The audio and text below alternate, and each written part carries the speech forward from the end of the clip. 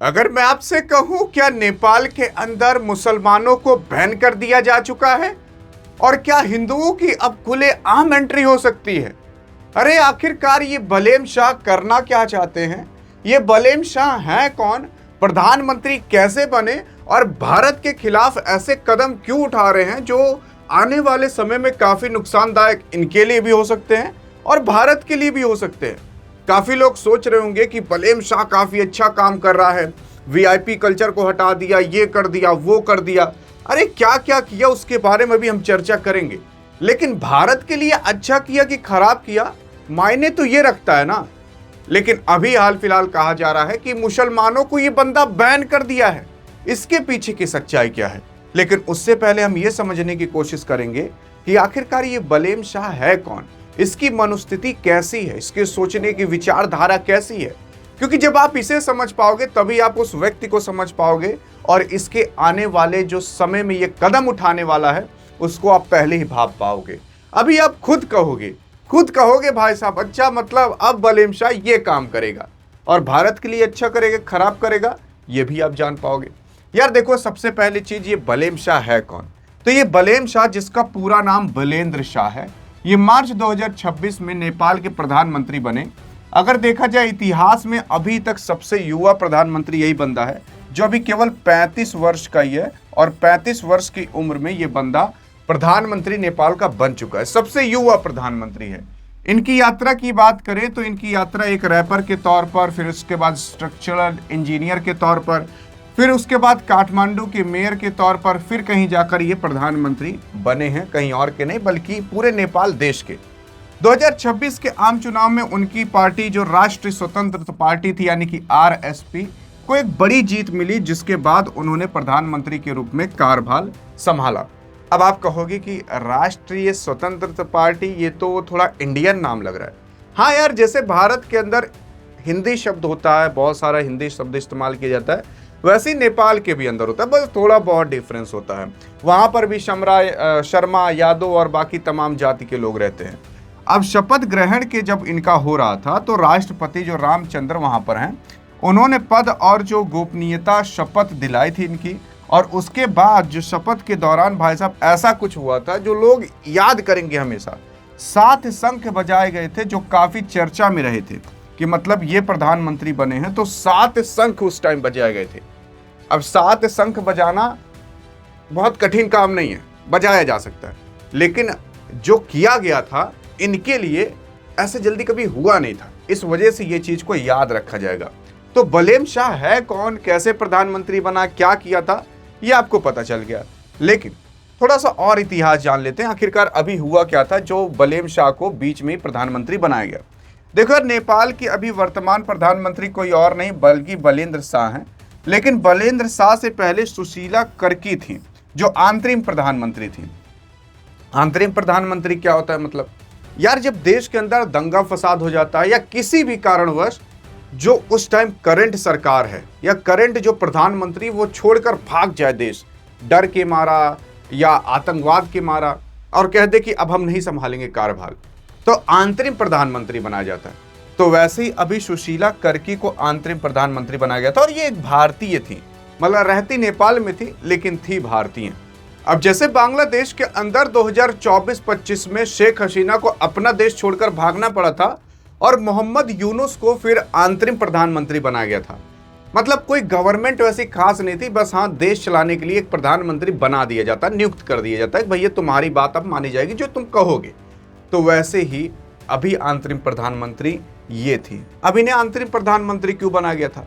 क्योंकि हाल फिलहाल अभी दंगे फसाद नेपाल के अंदर हुए थे, सोशल मीडिया के लिए हुए थे, नौकरियां के लिए हुई थी, अन्य कामों के लिए हुए थे।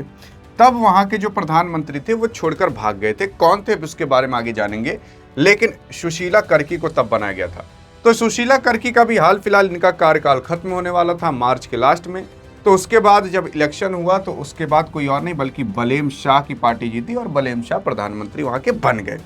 अब देखोगे, उनसे पहले सुशीला कर्की से अगर देखोगे तो सुशीला कर्की जो पहले भाई साहब पूर्व न्यायाधीश भी रह चुकी थी, मुख्य न्यायाधीश। 12 सितंबर 2025 से 27 मार्च 2026 तक अंतिम प्रधानमंत्री रहीं। तब तक यही नेपाल का कार्यभार संभाली थी। जब इलेक्शन पूरी तरीके से हो गया तो 27 मार्च 2026 के नेपाल के 43वें प्रधानमंत्री के रूप में बलेम शाह ने शपथ ली, जो कि 35 वर्षीय आयु के थे, और फिर ये नेपाल के सबसे युवा प्रधानमंत्री भी बन गए। तो मतलब ये प्रधानमंत्री कैसे बने, इनसे पहले कौन था ये पता चला। लेकिन इस अंतरिम प्रधानमंत्री से भी पहले कौन प्रधानमंत्री था जिसकी सरकार थी, तो वो कोई और नहीं था बल्कि सुशीला कर्की से अंतरिम प्रधानमंत्री सरकार से पहले एक कोपी शर्मा ओली थे।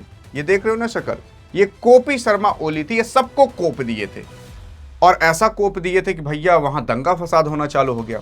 तो नेपाल के अंदर भाई साहब काफ़ी बड़ी दिक्कत आ गई थी। जो निर्वाचित वहाँ पर प्रधानमंत्री थे, इन्हें ना छोड़कर भागना पड़ा था अपना देश।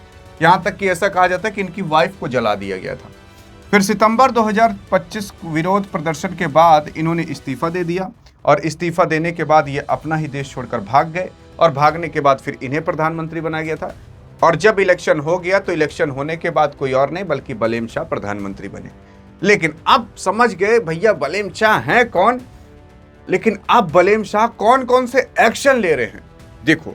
अभी हाल फिलहाल कहा गया था कि नेपाल के अंदर मुसलमानों को लेना होगा वीजा, और हिंदुओं के लिए एंट्री फ्री रहेगी। पंचर तो नेपाली भी जोड़ लेंगे, हमें मुसलमानों की जरूरत नहीं है। इस तरीके से कहा जा रहा था कि कोई और नहीं बल्कि बलेम शाह कहे हैं कि हमें मुसलमानों की जरूरत नहीं है। बलेम शाह ने नेपाल के प्रधानमंत्री दिल फेफड़े सब जीत लिए। यह कोई और नहीं बल्कि बलेम शाह कह रहे थे कि भैया हमें मुसलमानों की जरूरत नहीं है, और मुसलमानों के लिए वीजा लगेगा, हिंदुओं के लिए नहीं लगेगा। इस तरीके से काफी न्यूज फैली। लेकिन जानते हो इसके पीछे की सच्चाई क्या थी? ये थी भैया फेक न्यूज। मतलब ऐसा कुछ भी नहीं है कि मुसलमानों के लिए बैन है और हिंदुओं के लिए वीज़ा तक नहीं लगेगा, मुसलमानों के लिए वीज़ा लगेगा, ऐसा कुछ भी नहीं है। तो ये जो आप न्यूज़ सुन रहे हो कि मुसलमानों को बैन कर दिया गया है, वो कर दिया गया है, ये कर दिया गया है, ऐसा कुछ भी नहीं है। लेकिन तो सच्चाई क्या है? तो देखो यार, जब न्यूज़ खूब फैलते रहते हैं ना, तो उसी में एक आप फेक न्यूज़ रहती है जो खूब वायरल हो जाती है।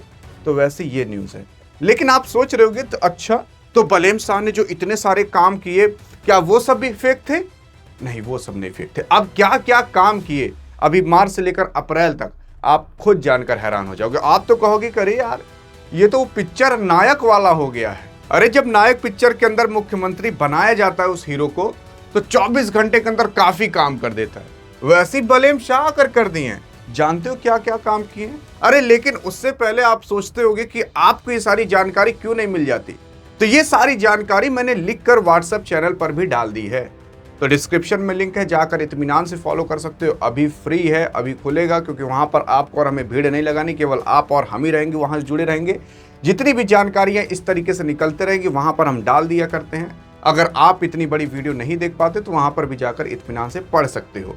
लेकिन हाँ, अगर आप देखने की कोशिश करोगे तो बलेम शाह ने किया क्या है, काफी लोग कह रहे हैं, काफी चर्चा कर रहे हैं। तो देखो यार, बलेंद्र शाह यानी कि बलेम शाह 27 मार्च 2026 को नेपाल के प्रधानमंत्री के रूप में इन्होंने शपथ ली। पद संभालने से उन्होंने भ्रष्टाचार और शासन सुधार और शिक्षक केंद्र में बहुत बड़े कदम उठाए हैं। अब क्या क्या कदम उठाए हैं? जैसे कि अगर देखोगे, पूर्व नेताओं की गिरफ्तारी। हाँ भाई साहब, जो ये प्रधानमंत्री पहले थे ना, जो छोड़कर भाग गए थे, सबको गिरफ्तार करवा दिया इस बंदे ने। डरा तक नहीं कौन से मंत्री हैं कौन से मंत्री नहीं है। अब देखो, पीएम बनने के कुछ ही घंटे के भीतर उन्होंने एक कड़े कदम उठाए, और पूर्व जो प्रधानमंत्री कोपी शर्मा ओली थे और पूर्व गृह मंत्री जो रमेश लेखक थे, उनको गिरफ्तार करवाने का आदेश दे दिया। यह कार्रवाई 2025 के जो जेनजी विरोध प्रदर्शन के दौर में हुई थी, जो उसमें मौत, भ्रष्टाचार और जो आरोप हुए थे, उन सब को लेकर इस बंदे ने कार्रवाई चलाई और सबको गिरफ्तार करवा दिया। अरे सेम इसी तरीके से नायक के अंदर हुआ था, जो वो गुंडवा मुख्यमंत्री बन गया था, और जब हिरुगा एक बार मुख्यमंत्री बना तो 24 घंटे के अंदर सबको गिरफ्तार करवा दिया। हाँ जी हाँ, वैसे ये बंदा जैसे प्रधानमंत्री बना तो पूर्व प्रधानमंत्री को ही गिरफ्तार करवा दिया, सबको गिरफ्तार करवा दिया। तो पहला कदम तो ये है, जितने भी लोग भ्रष्टाचार कर रहे थे सबको गिरफ्तार करवा दिया। अब दूसरा सबसे बड़ा कदम सुनिए, शिक्षा सुधार को लेकर। असल में देखा जाए तो शिक्षण जो संस्थाएं हैं जो विदेशी नाम रखते हैं, जैसे कि कोचिंग है 4 सीट की, नाम रख लेंगे ऑक्सफोर्ड, पेंटागन, सेंट जेवियर्स। तो नेपाल के अंदर ये सारे नाम रखना मना है। मतलब आप इंग्लिश नाम नहीं रख सकते कि चल भैया अरे ऑक्सफोर्ड में पढ़ने जाते हैं, कहते नहीं ऐसे लोग। ये सब नाम उम रखना वहां पर हटा दिया है। मतलब इसको हटाने और नेपाली पहचान वाले नाम अपनाने का निर्देश दिया है। मतलब आपको विदेशी नाम नहीं बल्कि नेपाली नाम रख सकते हो। इसके अलावा कक्षा 5 तक जो पारंपरिक परीक्षाएं थी उन सबको समाप्त कर दिया है। मतलब कक्षा 5 तक कोई परीक्षा ही नहीं होगी और दैनिक गतिविधि के आधार पर जो मूल्यांकन का नियम बनाया गया है। मतलब जो स्कूल मतलब खुला रहेगा, आप स्कूल जाइए, लेकिन जो आपकी दैनिक गतिविधि है, जैसा आप पढ़ाई लिखाई कर रहे हो, जैसा आपका व्यवहार है, उस हिसाब से आपको मूल्यांकन किया जाएगा कि भैया लड़का ठीक है कि नहीं, गाली गलौज करता है, कहूँ मार पीट कर ले तो थोड़ा नंबर काटा जा सकता है, लेकिन परीक्षा नहीं होगी। मजा आ गया होगा भाई साहब वहाँ पर। छात्र अगर राजनीति पर प्रतिबंध लगा दिया है भाई साहब इन्होंने, जैसे विश्वविद्यालय और स्कूलों से जो पार्टी आधारित छात्र राजनीति को पूरी तरीके से बैन कर दिया है। जैसे जो कॉलेज वॉलेज में और बड़े बड़े स्कूलों में छात्र राजनीति होती थी बहुत ज़्यादा, उन सब को हटा दिया है। अब इन सब की जगह भैया गैर पक्षपाती छात्र परिषद बनाया जाएगा नेपाल के अंदर। तो ये सबसे बड़ा कदम है। और ऐसा भी कहा जा रहा है कि वहाँ पर जो कोचिंग वोचिंग है 8 फुट तक कोचिंग कोई कर भी नहीं सकता। मतलब पढ़ना हो तो अपने आप से पढ़िए और कोचिंग भी आप ना जाइए। मतलब कोई कोचिंग 8 तक खोल ही नहीं सकता, ऐसा कहा गया है। फिर उसके बाद अगर आप देखोगे पारदर्शिता और जो जवाबदेही था उस पर बहुत बड़ा कदम उठाया है। भारत के अंदर देखोगे तो नौकरी रहेगी किसी नेता की 30-40 हज़ार की, 50 हज़ार की, मालिक रहेगा 100 करोड़ का, 200 करोड़ का, घूमेगा अपने प्राइवेट जेट से। वही चीज यहां पर अब कह दिया है कि अगर कोनो नहीं दिखाया अपना कितना कमाया है तो जान लेना। जैसे कि अगर देखोगे उन्होंने अपने परिवार की जो संपत्ति थी उसे सार्वजनिक कर दिया। कोई और नहीं बल्कि पहले तो बलेम शाह ने। अब पता लगा प्रधानमंत्री कह रहे हैं कि सभी नेता अपनी संपत्ति दिखाओ, जनता में पूरा लीक करो कि हमारे देखो इतनी संपत्ति है, और प्रधानमंत्री अपना दिखा ही नहीं रहे। तो पहले बलेम शाह ने अपनी पूरी संपत्ति दिखा दी और फिर साथ ही सरकारी काम की जो निगरानी के लिए एक नई वेबसाइट लॉन्च की है ताकि जनता सीधे काम की जांच कर सके। मतलब सरकार कितना काम कर रही है, कितना काम करवा रही है, वो सब वेबसाइट पर रहेगा और वहां पर एक नॉर्मल जनता भी जाकर देख पाएगी। जैसे होता नहीं है कि चढ़ा दिया गया 1 किलोमीटर तक रोड बन गई है, लेकिन जनता देख रही है कि रोड बनी नहीं है, तो जनता तुरंत भरने से जान जाएगी रोड नहीं बनी है। फिर जो वीआईपी कल्चर और सीमा शुल्क था उस पर बहुत बड़ा कदम उठाया है। जैसे कि देखोगे बलेम शाह ने जो वीआईपी कल्चर था उस पर बैन लगा दिया गया है। वीआईपी कल्चर मतलब समझ रहे हो, भारत के अंदर कोनो विधायक सांसद आएगा ले 10-10 फॉर्चूनर लेके नेपाल के अंदर घुस जाओ, काट के लिए दिया निकाल लेगा। ये पूरी तरीके से भाई साहब वीआईपी कल्चर को बैन कर दिया है। और भारत में आने वाले सामानों पर कस्टम ड्यूटी से संबंधित कड़े फैसले लिए हैं ताकि अर्थव्यवस्था और आत्मनिर्भरता बनाया जा सके। मतलब भारत से अगर कोई नेपाल के अंदर गाड़ी जा रही है तो उसके ऊपर कस्टम ड्यूटी लगाया जाएगा।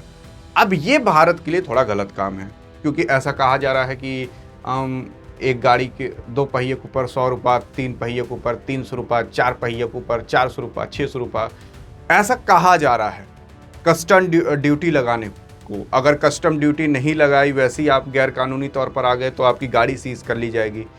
तो इससे ना थोड़ी दिक्कत होगी व्यापार में। जैसे भारत के अंदर कुछ दिल्ली के अंदर लोग थे जो कपड़ा उपड़ा ले जाकर बेचते थे, अब वही चीज़ महंगा पड़ेगा क्योंकि कस्टम ड्यूटी लग जाएगी। और नेपाल के भी लोग थे जो भारत के अंदर आकर काफ़ी व्यापार किया करते थे, उनके लिए भी थोड़ी दिक्कत होगी क्योंकि भारत ने भी थोड़े कुछ कदम उठाने चालू किए हैं। लेकिन हाँ, बहरहाल ये कस्टम ड्यूटी इन्होंने अपनी अर्थव्यवस्था को सुधारने के लिए लगाया है ताकि सरकार तक थोड़ा पैसा पहुँचे और सरकार काम कर सके। अब आगे कहा जा रहा है कि बलेम साहब भारत आने वाले हैं और मोदी से मिलने वाले हैं, लेकिन अब देखना होगा कि क्या बातचीत होती है क्या नहीं। लेकिन बलेम शाह ने अभी तक क्या क्या किया और कैसे किया, इन सब के बारे में हमने बता दिया। लेकिन हाँ, अगर जानकारी और चाहिए तो मैंने आपको पहले बताया, डिस्क्रिप्शन में व्हाट्सएप चैनल का लिंक है, जाकर फॉलो कर सकते हो, नहीं तो इस वीडियो में तो मिलेंगे। तब तक लिए जय हिंद जय भारत।